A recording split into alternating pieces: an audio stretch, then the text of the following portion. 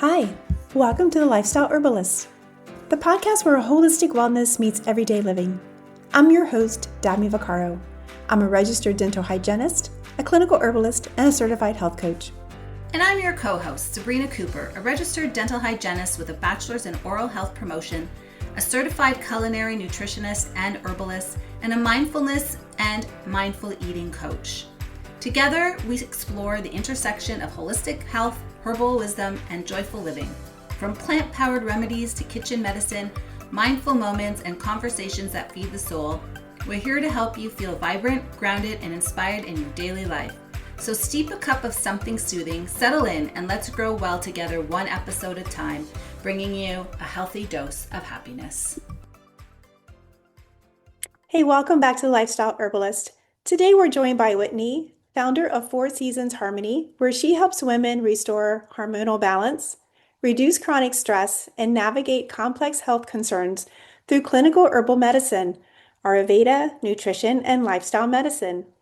With a master's degree in clinical herbal medicine, advanced training in Ayurveda and women's health, and more than a decade of clinical practice, Whitney combines traditional healing wisdom and evidence-informed care to help women reclaim their vitality. Whitney, we are so excited to have you on the show today and cannot wait to hear the wisdom that you have to share with our audience. Thank you so much, Dabney, for inviting me to join your podcast today. I so deeply love and respect your work, and I can't wait for a conversation as well. Yes, and Whitney and I are actually neighbors. I live on one side of Massanutten and she lives on the other side. And we see each other at our wellness circles. Whitney, I have a great respect for you and the work you do. And anyway, you have so much wisdom and knowledge to share with our audience. And I think with all of the things that you talk about, what you're bringing with us today is hormonal balance and the 5 secrets for hormonal balance. Yes, that's been a very popular topic for over 4 years now. It was something that I taught a class on originally after about 7 years of full-time clinical practice, and just seeing a lot of major stumbling blocks that I kept presenting when I was in one-on-one clinical care, supporting women. And I kept seeing these patterns emerge where it's like virtually nobody was coming in having had enough support to really understand these strategies and practically implement them into their daily lives. So I was like, well, let me do a community class just in service to women and help with some things that can be major blind spots. And now it's been 4 years since then. I just keep running it over and over again in lots of different ways. So this topic is very close to my heart. Obviously, first and foremost, I'm a woman. I've been through a slew of hormonal health imbalances, on major clinical levels. So I don't approach this topic lightly, but it's something that I feel is so relevant. And I truly believe that if we can support healing from the inside out, we can get, very far with our health and well-being. And so the women that are really showing up and dedicated to feeling better and demystifying their health, I hope that some of these insights may support you on your journey. That's wonderful. I have a lot of patients I see at the dental clinic, and I see the oral manifestations that happen oftentimes with in those shifts in hormones, whether it's adolescence, pregnancy, midlife. There's, those hormones, they play a huge role in our whole health, not just, our ovaries or through our cycle, but it really impacts our entire body. Absolutely. I think it's really unavoidable if we're looking at sustainable long-term health and well-being, to look at how the reproductive system and just under the endocrine system is so interconnected to major organs and bodily systems. And there's only, I think, stability and beauty and wisdom that can be gained by learning more about how that is such a major player for ourselves. So true. So tell me, Whitney, how did you get started with this in this holistic practice? I mean, both of your parents were professionals. They were PhDs at our local university at James Madison. How did you take this alternate path? Yes, well, it is definitely a long and windy story. I mean, I feel like I like to credit my ancestors, just beyond, my parents and upbringing, to my grandmothers, my great grandmothers, those before. And it wasn't that long ago where here locally in the United States, like everybody was relying on herbal medicine and a lot more holistic health pathways, which were, not made as available or diminished or dismissed. And it wasn't like that for a very long time, for hundreds of years here on this land, and then for thousands of years, every single place in the planet. And so for me, it wasn't like a new thing to find or like a new age trend that I was exploring. It was a very deep soul homecoming to reconnect to medicine and pathways that I just hadn't learned about in as depth of a way until I was older. And I often say that I grew up thankfully very healthy. And I felt like I didn't really question that I could take really good care of myself and I had what I needed. And I know that sometimes there's these gifts of youth. And all of that came crashing down when I was in my second year of college, and I became very sick, and not just like, oh, I have a cold or flu. I took medical leave, and that was a huge turning point for me where I started looking for answers to the really deep problems that I was having, and that I didn't bounce back from the first type of approach, which was conventional Western medicine, which I did 100%. At that point, I was at an Ivy League school. I had made straight A's my whole life. Like, I took every opportunity I could to learn, and not one person in my formal education growing up ever brought up hormonal health. We talked about other things. Like, I threw myself into lots of science when I was in high school. That was a huge passion of mine, and AP biology and ecology or science, anything I could learn. And it was just like, I didn't really learn what I needed to about my body and around women's health. And so I realized that there were some gaps as far as like, why didn't I get this? And then also for my very deep clinical needs, looking as, fast as possible to regain my health and stability and, return to my collegiate pursuits and, career. Those aspirations are very, very important to me. And I was really held back from all of that because of my health.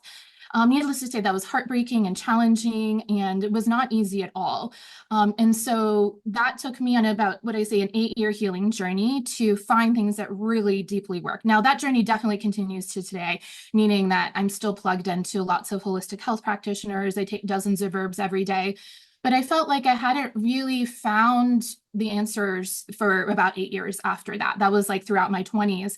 And along the way, finding that holistic medicine and herbal medicine were deeply transformative and helped me to start to slowly, steadily find the answers at last and feel shifts in my body that were true and measurable, sustainable. And I got into acupuncture, I got lots of massages, and I also got into Ayurvedic medicine. And so for me, it was first and foremost a part of my own essential personal health and healing journey. And I almost died during that time period. Like, this is not just a casual thing of like, oh, I need to feel better, or like I have horrible periods and stuff. It was like, no, it was really life or death for me. And I did have a lot of those things around, hormonal health, but it was just at a level that I couldn't ignore. And so thankfully, finding the guidance and support and mentorship that I really needed got me through that time. And what worked for me was 100% natural support. And that's what I offer in my practice to this day. And so I realized on the other side of that I just loved what I'm doing so much to take care of myself and feel better. And at least I need to be part of some type of service, like helping other women to find access and knowledge earlier, hopefully, than me, and know that this is out there, not that it's like so difficult to find. And then I found a calling as a healer as well. And that had been something I was really shy about because of a lot of the health challenges that I'd experienced. But that really became something I couldn't ignore. I was like, I can't really do anything else in my life. That's part of my life purpose. And so that turned into a full-time career. And I teach everything that I learned about my own healing journey to every single person that comes in my clinical practice. That I formally founded Four Seasons Harmony in 2015.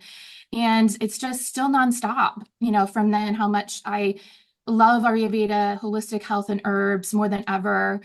Like that has only grown exponentially over the years. But now I have the great pleasure of seeing how it works for other people. Mhm. And yeah, there's nothing like that feeling of seeing like that what I went through is something I can replicate in a unique and customized way for other women that have also been struggling for a very long time.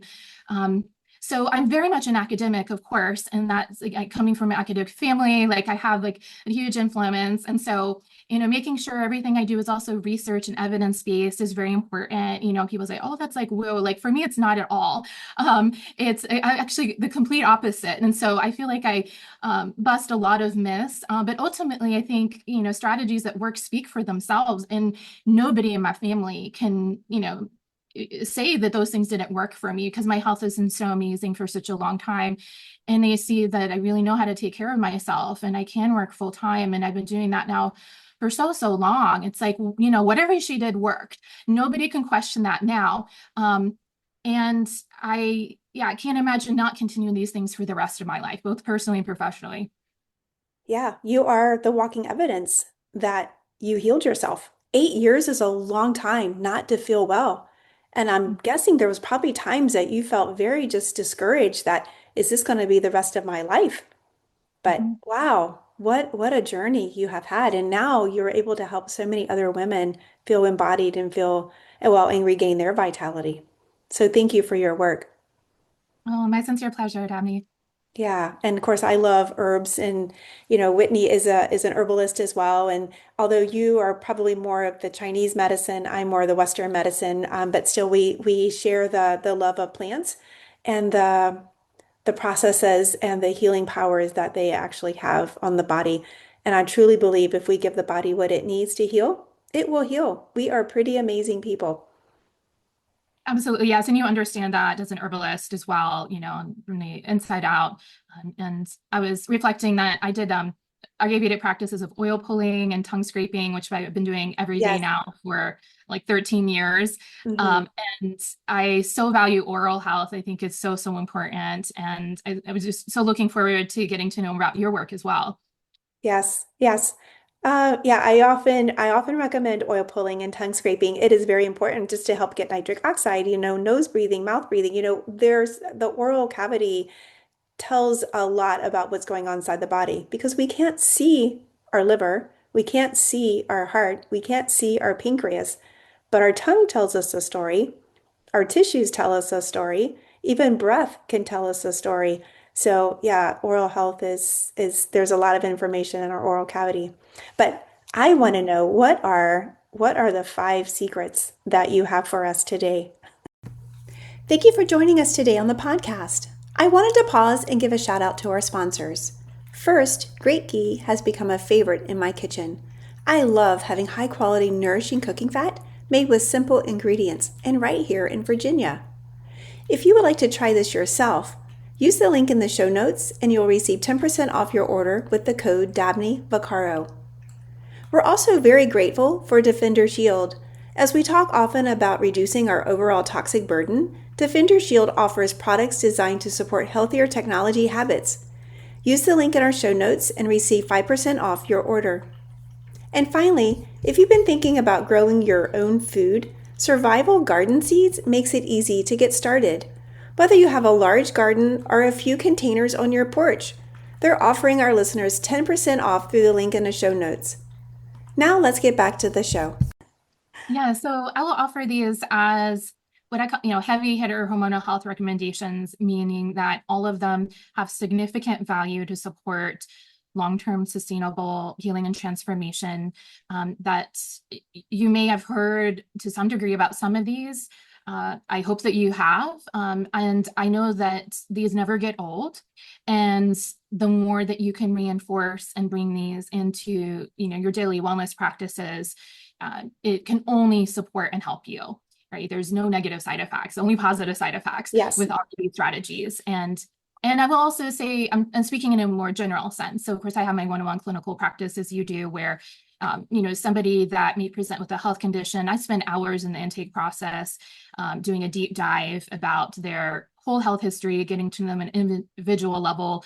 And so that's something that I'm not saying, this is a substitute for medical advice or like what you should or Right. shouldn't do, just things to take away in a general sense. Yes. So Yes. um, Thank you. so with that, yeah, Mhm. the first is shifting your consciousness to believe that you are 100% worthy and capable of healing. Mm. So this can be a really big blockage, especially if it's been a chronic pain or health issue for many years. And I certainly went through that where I kind of like lost faith and lost hope. And I feel like that can really hold people back. So just looking on the level of supporting our thoughts, our mind, it saves us so much time and energy. And I feel like it's really true that if you believe you can heal, you can heal. If you don't believe you can heal, then you're also right. So it's like you can choose like your Yes. trajectory. Where do you want to go? And so if Mhm. this is really important for you to actually deeply, truly heal, then let's align your consciousness so that you can see and feel that vision. I usually do a vision around that where you actually close your eyes and just take a minute to reflect on how you would like your life to be if you had everything you wanted and dreamed about. Like, how would you feel in your body? What would you be doing in 6 months to a year? And just stay there as long as you need until you feel like there's a shift. You can see the image of yourself and lock that in. Now, I know as a practitioner, I always hold space for that when people come in. Like, I 100% believe every single person, without exception, can get dramatically further with their health and well-being. Not that it's an overnight process and it might be very complex, but yes, that it's possible. And so I'm always here to remind you. And so I just say, I absolutely believe in that. But ultimately, can you believe in that for yourself? Mhm. So I think there's many ways to get there. And sometimes it's just the visioning. But some other ideas to support you to really truly feel that within yourself is to do a vision board. Yes. Listen to healing songs, depending on what kind of learner you are. Are you a visual learner, a kinesthetic, audio? Mhm. Surround yourself with how you learn best. And sometimes it's just like maybe you're listening to songs every day of a high vibration. And that absolutely does impact your consciousness, right? We're like part of our environment. We're constantly interacting with our daily experiences. And so you bringing in more health and light does make a huge difference. Affirmations is another thing. I think that's gotten a lot of attention. For some people, that works beautifully for others, not so much. But even just like a sticky note on your mirror, like I have Right. something, right? Like, and you Right. see that every day and you read it, even if it's just like 10 seconds, it does something. Mhm. And I know that that helps women. Um, and so building on that, I feel like that is like number one. I think others are easier to do if we can work on the level of consciousness. I would also mention meditation is very helpful if you have any inward practices. There's hundreds of different options, even just walking meditations, really beautiful. Just feeling your soul, getting to know yourself better, aligning your consciousness.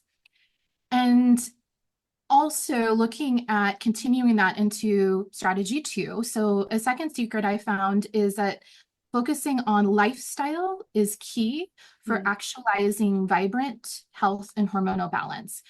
And so I really see a lot of people coming in to this day that just really undervalue lifestyle as medicine.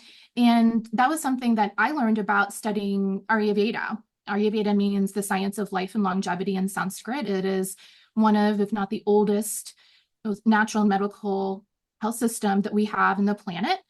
And so there's thousands and thousands of years of advanced teachings that have stayed intact through this day.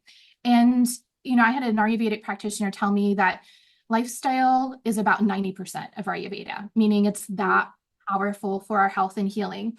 And I feel like we all probably have our routines that are unconscious and things that we do. What's something conscious maybe you can bring in that's new that can support you to access your parasympathetic nervous system, to down regulate, to feel like you're taking a deep, nourishing self-care break, that what you're doing is filling your cup up. It's, Absolutely. yeah, It's reversing the I'm giving and burning myself out energy. What's something that can bring that back to you? I'm known to give 5-10 minute recommendations often, and that's what I would like to offer. I don't think you need like 2 hours every day for something. I think, taking 10 minutes to rest and put your feet up in the afternoon makes a huge difference if you can do that consistently over time. Taking a few minutes, to do tongue scraping makes a huge difference over time. And the key is repetition and consistency, where it's not something Consistency. you just Yes. do like once here or there. And I also would like to just briefly highlight that there is a physiological connection between our sex hormones and our feminine um, sex hormones. And so looking at our stress hormones, which are going to activate our sympathetic nervous system, fight, flight, or freeze, uh, like cortisol, adrenaline, etc. Um, that's something that absolutely does impact the other hormones in our body. And I can't think of anybody that's ever received that teaching, like before coming No. into my clinical practice. It's just not talked about. And I've done a lot of research on that. And I've studied with hormonal health doctors and done a lot of certifications where it was like I was falling off my chair learning about this. I was like, why didn't I ever learn about this? But you can now as well. And I was like, this is so game changing to realize that if we had elevated levels of cortisol, let's just isolate that specifically, Mhm. and our body cannot keep up with the raw material to give more, and it's just running out. Like the demand is higher than what our body can produce. Something's Mhm. got to give. And so, what our body is going to prioritize, whether we like it or not, is to shape shift chemicals, especially progesterone, into cortisol. And so you can see where this is going. If you've been living in chronic stress for a long time, it means that your body is taking your finite levels of progesterone, shape shifting it into cortisol to keep up with the demand. And it's just this vicious cycle. It keeps, and so you're just keep bottoming out your finite levels of absolutely essential needed sex hormones. And our body is thinking it's taking care of us. I wouldn't, necessarily blame our body at all. It's just like this happens. Biologically speaking, our body is going to prioritize survival over reproduction in that moment.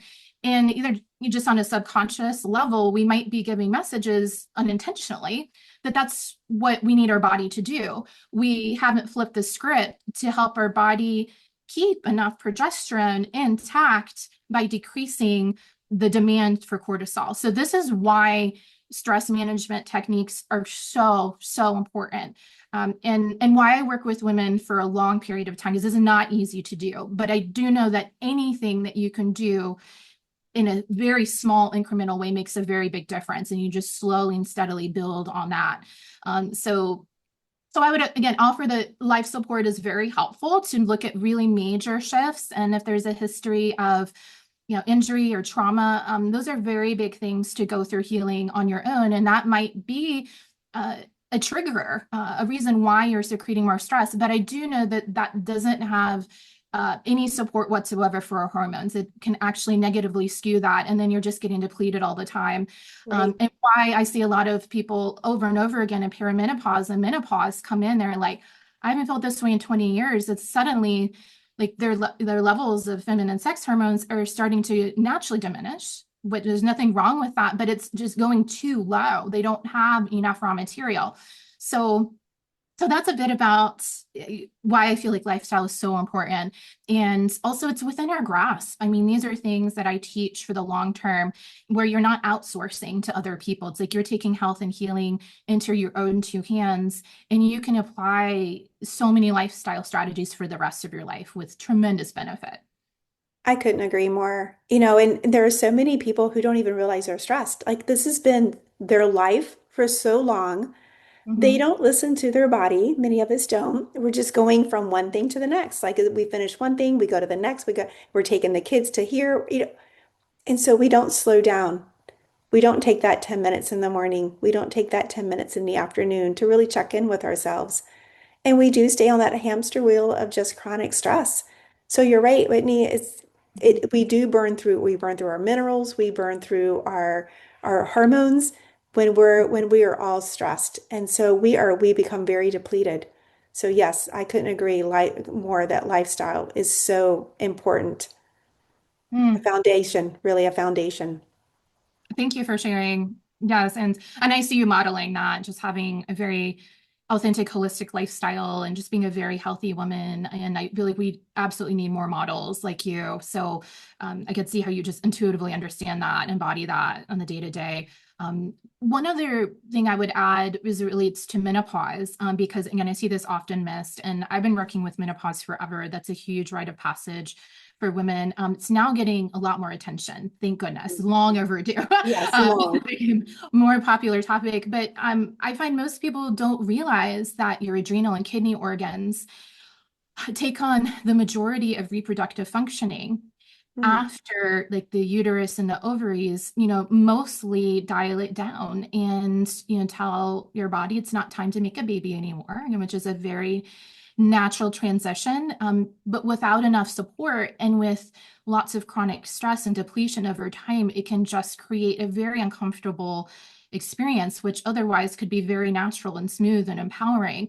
And so just setting yourself up for long-term success, like if, like it's not just reaching menopause per se, it's also how are you going to feel after that? And so taking really good care of your adrenal and kidney organs will help you so much for the long term.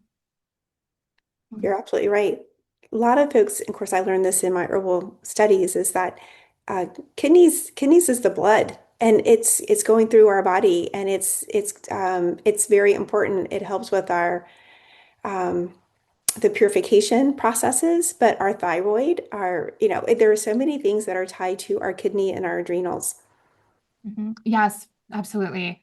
Mhm, So, um, I'll go on to the third secret, which is embracing food as medicine. mhm, I just want to highlight that nutrition does make a dramatic difference for not only our hormonal health, but every single system in our body. And this is so often completely ignored, dismissed. I think you've done some episodes on this. I know you understand that. So I just want to bring this home yes. because I with a lot of really advanced practitioners and healers who come in really struggling with this, counselors, yoga teachers, Pilates teachers, and then they're usually getting to the place where they're plateauing.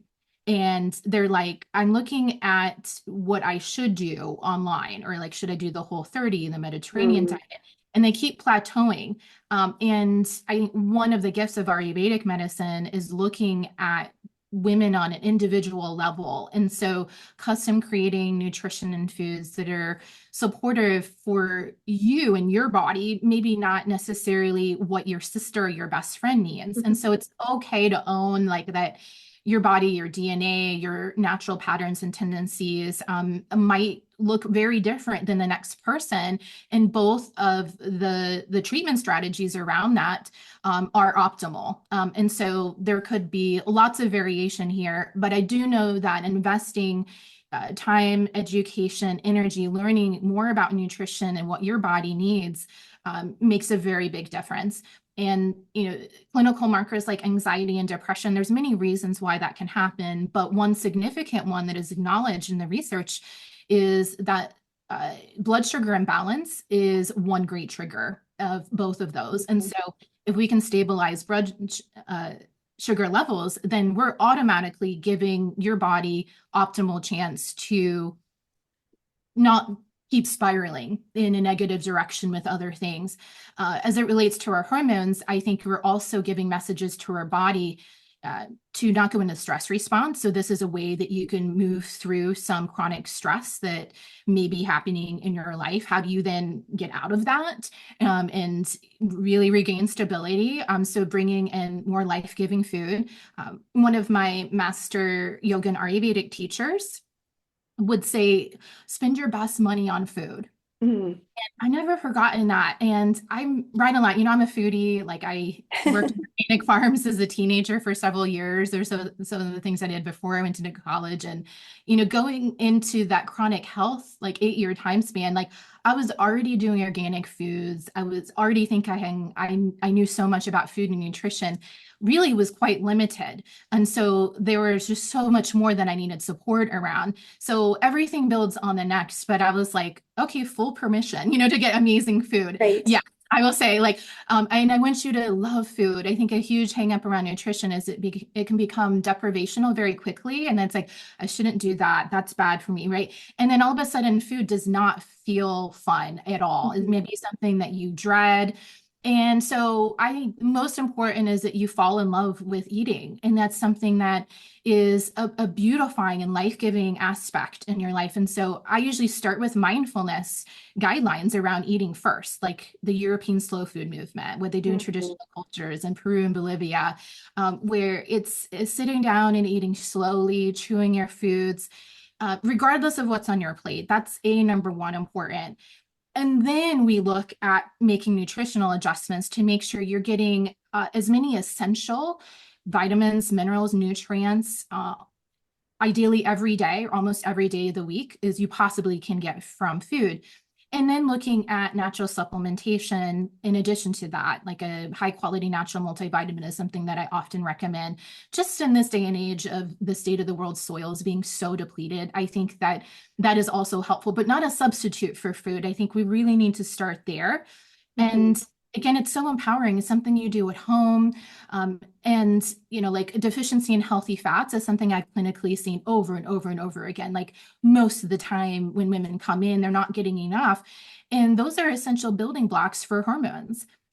And that can trigger sugar and carb cravings. So that's one example of something that we can support over time. So we just need to make sure you're getting enough on a consistent basis, which usually naturally lowers sugar and carb cravings. A lot of things tend to even out, and then your body can thrive more. You have more vitality and Right. energy. So food should really give you a lot of energy and vitality.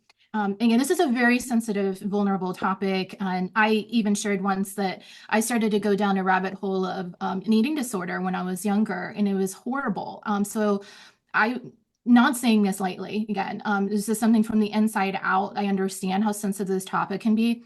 Thankfully, I was able to completely reverse that a long time ago, but I see a lot of food issues all the time. And so it's a like women's health epidemic, essentially, that these things are unaddressed. Um, and just taking it so slowly and gently, compassionately with yourself. But I have seen over and over and over again how many women have moved through an unhealthy relationship with food or just lack of support or awareness to focus on that. And they thrive and do beautifully. So I'm confident that you can get far as well. Yes.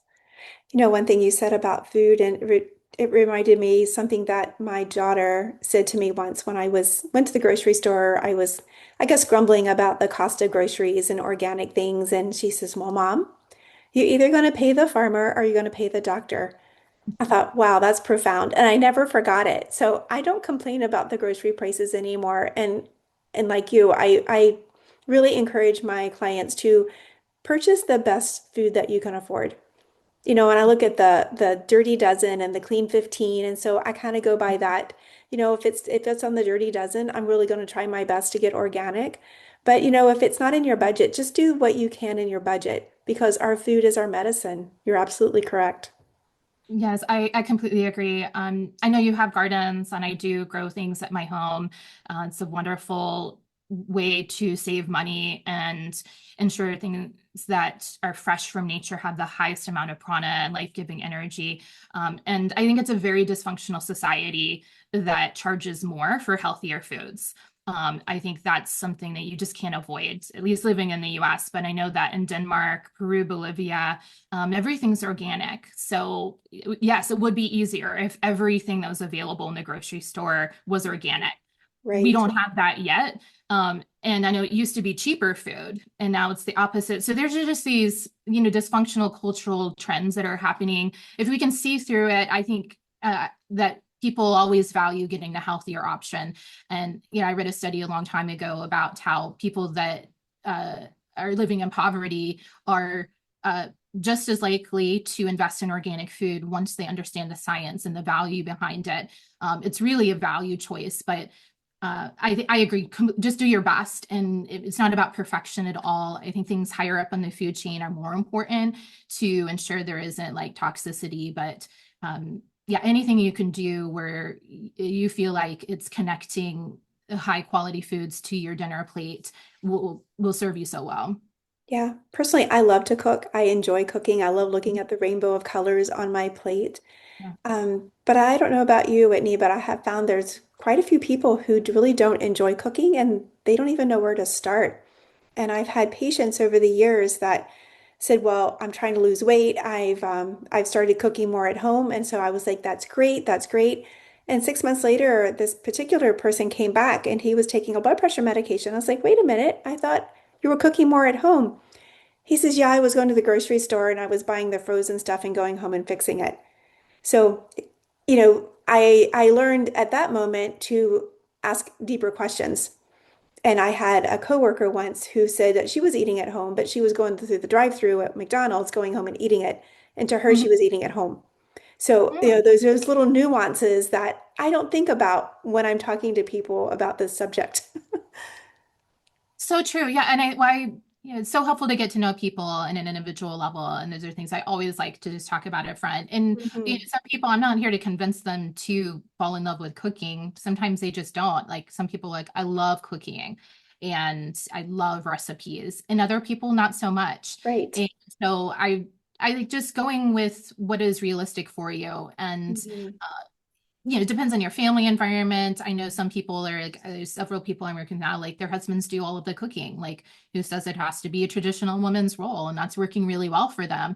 And they focus on other important responsibilities at home. So something that might be a communal relationship where you're giving and taking in different ways to support the whole household. Mhm. And then sometimes a food plan is helpful. I've had several of the women that I work with just get a healthy, organic, non-GMO food plan to where it's just taking that pressure off. They have meals delivered several times a week. Their husbands love it. And so, Yeah.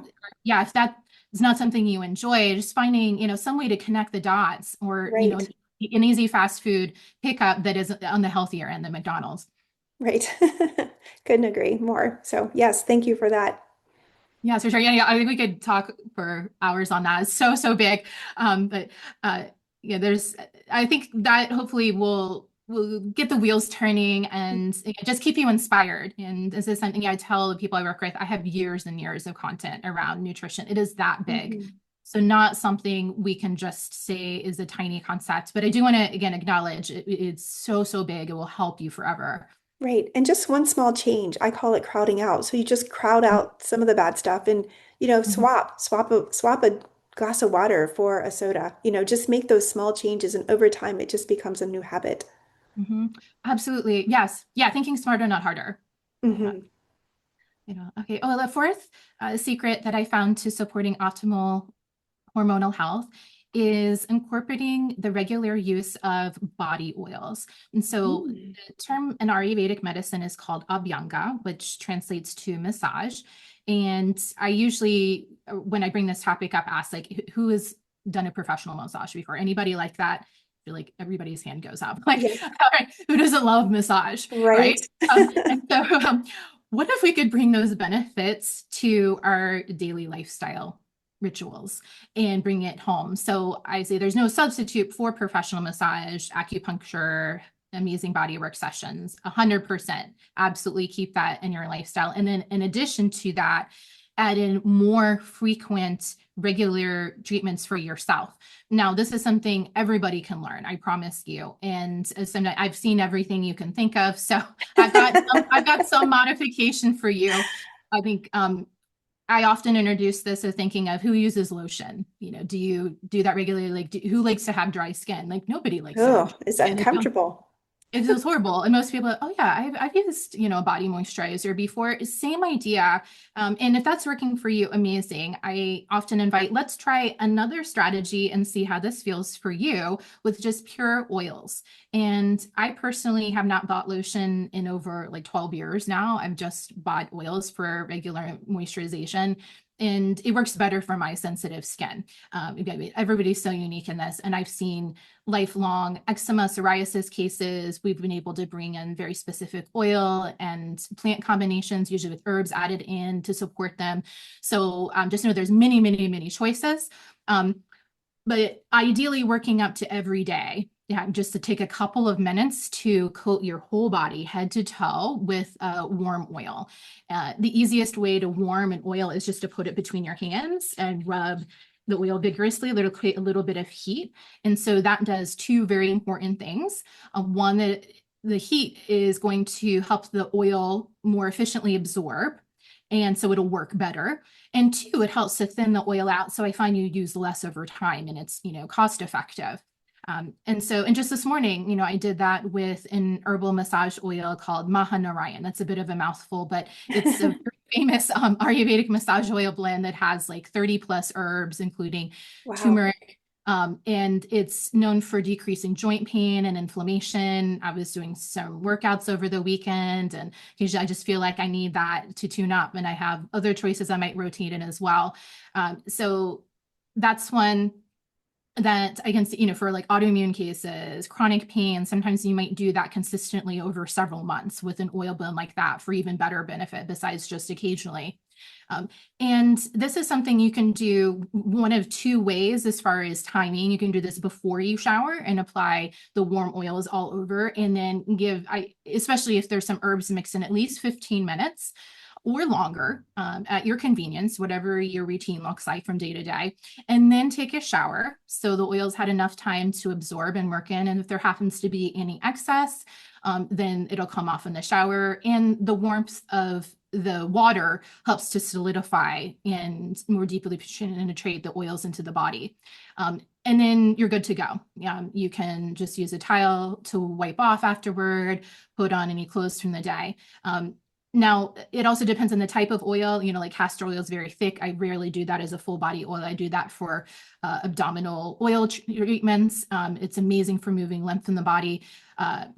Jojoba oil is very thin and does not stain very easily. And so again, you can choose your preference for what you may need, but essentially all organic, pure carrier oils will work. It could be olive oil, grapeseed oil, sesame, coconut, etc. And the other option would be to put the oils on after you shower. So I find this is best for people that in Ayurvedic terms have more of a Vata predominant constitution that tend to dry out very easily. And, if you've ever had a facial before, they're asking you, what kind of skin do you have? And people lean to have more moist or dry or combination skin. So just using, that common sense about yourself, if you lean to having systemically dry skin all the time and you have your whole life, you might absorb the oil effortlessly. And so I've had some people just prefer to do it after showering, and it's not messy at all. It doesn't stain their clothing, like their skin just completely absorb it. I don't have as high of a Vata constitution as other people. I'm tridoshic, and so that doesn't work for me as well. So I do the oiling practice before, but no wrong or right here. You do you. And so that is one of the number one lifestyle recommendations you can do for hormonal health. So I just want to tie that in. So not only are you getting all of the benefits of massage, which now are off the charts, right? So you're supporting optimal hormonal production in your cells by virtue of applying the oil. It's very grounding. It helps supporting your body's energy channels, your nadis, and your vayus to go in a proper, harmonized, balanced direction. So that can also help clinical markers like digestion and elimination. It helps you get in touch with yourself, just having some self-care connection time. You really get to know your body so well. And again, dryness is not a best friend at all. No. So you definitely don't want that to continue. Yeah, I'm like a tridosha too, but I have more of a tendency to have Vata type skin. And Mhm. so I made myself sesame oil with some essential oils of like lavender and frankincense. And I just put that on my body after I shower, and it just makes me feel so alive and good. I love it. So for me, it's after I shower. Perfect. Yeah, and that Hmm. works very well for you. I love that. And it's a great time to add in some essential oils if you'd like. as you're using, about 1 to 2 tablespoons of a carrier oil. You can even get little oil burners if you really get into that. And it feels so amazing to me, especially in the winter months when it's cool. You just burn a little tea light and then put some oil on the top of a bowl. Mhm. And then you have this really warm, nourishing oil. I also do this for postpartum bodywork treatments all the time. Oil in Sanskrit is called sneha. And not only does it translate to oil, sneha also means love. So that's just how highly esteemed this practice is in Ayurveda, like all of the oiling practices. So extremely healing, supportive. And then if you're just getting started, I often say maybe just try putting some oil on the soles of your feet. And so once you do this enough times, like if you're brand new, sometimes you feel like, how do I do this? I promise everybody can do it. Just give yourself some time with this. And then it's like less than a 5 minute in and out of routine. And that's all it is for me Monday through Friday, because I don't have a lot of time in the morning when I'm working full time. But I know that if I don't do it, I miss it. And it helps my productivity and my calm and stability. And so, and it's the first thing that I want to do if I feel burned out or I've had a long day. It's just like, I just want to sit with the oil. So, because it Yeah. helps reverse burnout and exhaustion. But that's really, really easy to do. Just apply some oil on the soles of your feet. You can do that before bedtime or anytime you have a free minute. Maybe put some socks on just for like 5 or 10 minutes until it completely absorbs. And you're touching kidney 1, the most grounding point in the body, the beginning of the kidney meridian. And you're also stimulating over 72,000 nerve endings in your feet. And so just extremely supportive for regulating your nervous system, for calming. If you do this before bed, it can support optimal sleep. Yes, I hope that helps to inspire you and get you started. Do keep in touch. Send me a postcard on how it goes. Yeah, that's amazing. Yeah, oil, and everybody loves the massage and oil. And I think typically, I think my massage therapist uses coconut oil, but yeah, all Mhm. of them are good like that. Oh, I love that. Yes. Mhm. And I love your blends. I think I've gotten some of your blends before. I got some for Christmas gifts the past couple of years. And there's like a salt blend with herbs, like from Oh, Peru. yeah, yeah, yeah. Yes. Yeah. Thank you. Yes. And then the last strategy, so just getting a little bit more specific, is scheduling daily rest. Mm, So expanding on that's lifestyle huge. medicine. Yeah, and it's really, really hard to do, I think, for women. And I've rarely seen anybody do that consistently coming in. Sometimes it's a matter of sheer necessity. Like they literally just can't get through the day without taking a nap. But even if you're feeling better on the level of preventive health, it's great to just schedule in mini rest breaks. And it's a very direct strategy to support nourishing both your kidney and adrenal organs. So if you're like, how do I do that? This will absolutely make a difference. And however you need to schedule that in, and just getting creative and understanding the nuances of your day. For some people that I'm working with, it's after they get off of work and they just take 10 minutes at the building in their car before they come home. Some people, they go immediately to walk their dogs and just take a walk by themselves. They get out in nature, gives them a little break. Ideally, though, you're putting your feet up and closing your eyes. And just doing that anywhere it's comfortable. It could be your car, it could be a bed, a couch, and just taking that mental break for yourself. Hmm. It's so nourishing. And it actually has shown through research that when you take breaks, that it helps to increase productivity. So I think a huge hang up for lives, like we have so much to do, I don't have time to take a break. And I still feel that way a lot. But I know that I'll feel better if I prioritize a bit of rest, and then I can go back in for the next thing in the major activity, fresh and renewed. And if you think about it logically, if you push yourself from waking to sleeping without any break, that's a lot on the body. And I think just giving yourself a little bit of time, before your head hits the bed at night, to breathe, to recenter. I think most of the time that works well just to close your eyes, but some people are like, I can't just close my eyes and meditate. It's really hard because I have all these thoughts coming in. It doesn't feel restful. First of all, that's very normal. Those are unfelt, undigested feelings and thoughts that are so important for you to feel. So if you feel that initially, just keep going. You're doing everything right. Hmm. It's something like a guided meditation or yoga nidra, which means deep restorative sleep practice. That can be helpful to like turn on a recording for 10 minutes. It can help to focus your mind so it can't think on anything else. Can't focus on the to-do list. And just by nature of listening to that will relax you, and you've gotten your 10 minutes of rest. And of course, this could be more. A lot of times you get started, you're like, wow, I actually do need 30 minutes and I have the time, I can do that, right? But I just say 10 minutes is perfect. Just give yourself that. And then if you're like, okay, that's all I have for today, at least I check that off my list. And doing that consistently over time is helping your body to preserve your natural hormones and Mhm. not usurp them into your stress hormones. That's a huge benefit of this practice.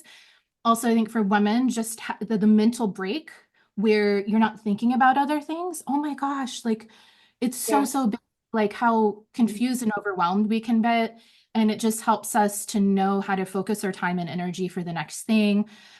And just, yeah, pouring our cup with vitality. So it really is truly helping you to reverse feeling low in energy or, stuck or blocked. And helping to build yourself back up so you have more to give, more to share. Yeah. Very profound. Yeah, absolutely. I wonder how many, yeah, I think about the type A person. I was like, maybe they could consider putting that on their to-do list to take that time off because sometimes women feel guilty about doing anything for themselves when they're so used to caring for everyone else. They come way at the bottom, and oftentimes there's just not enough energy left, and they just fall into bed, go to sleep, and they just start doing the same cycle over and over. But you're right about the productivity.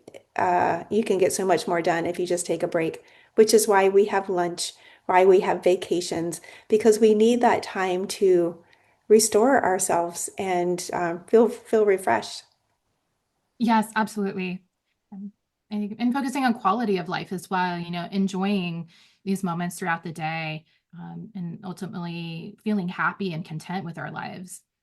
And not just always doing something, it's just if it's always work first, like what else is life fulfilling? I mean, where is the life fulfilling? So, yeah, and sometimes during those moments, these wonderful ideas come rushing through because we've actually slowed down enough that an idea has time to surface. Yes, absolutely. Yeah. And how many of you I write the best to-do list after my meditation practice or Hmm. it's I think it's working smarter, not harder as a principle. And sometimes, yeah, just taking a break or you say just get a good night's sleep before making a big decision. It's a similar idea, just a lot of problems solved naturally just by taking a break and then coming back to them later. Absolutely. Well, Whitney, thank you so much for the wisdom that you had to share with our audience today. How can people reach you or connect with you or sign up to work with you? Yeah, well, I am more than happy to follow up with anybody that may be listening. If you just have any questions about the podcast episode, looking at proactive next steps, I have a 7 steps to creating lasting hormonal health resource on my website at fourseasonsharmony.com. And that is free and accessible 24/7. So that's something I'd highly recommend picking up if you'd like to continue your hormonal health and healing journey. And there's a lot of other resources on my website as well. My contact information is listed there. I'm on Instagram, YouTube, so you can follow me and interact there. Hmm. And I'll have all those things in the show notes. So anyway, yeah, Whitney, thank you so much for the wisdom that you had to share with us. If there is one thing that someone could start today, something small, where should they start? Where should somebody start today before their hormonal balance? Mhm. Yeah. Well, I feel like, showing up for yourself is amazing. I really celebrate that. And that can be the hardest thing, is just, carving out that time and energy. So listening to the episode, I think is already helping you. So take like 5-10 minutes just to journal about how you're feeling. That's something that I often recommend in tandem to these hormonal health classes, just an open-ended questions like, how do you feel about your health and wellness right now? Like, where do you want to go in the next year?